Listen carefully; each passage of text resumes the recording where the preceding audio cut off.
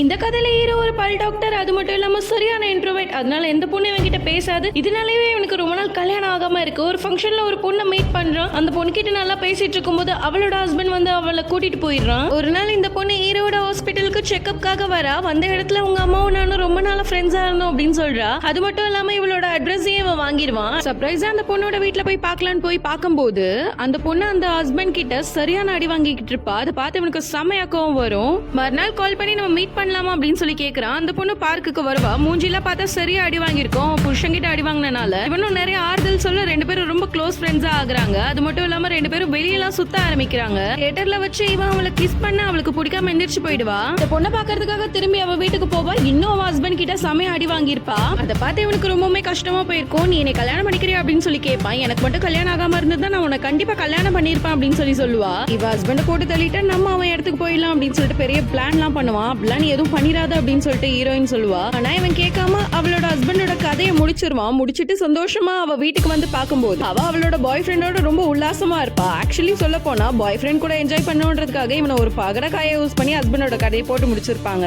பாய்.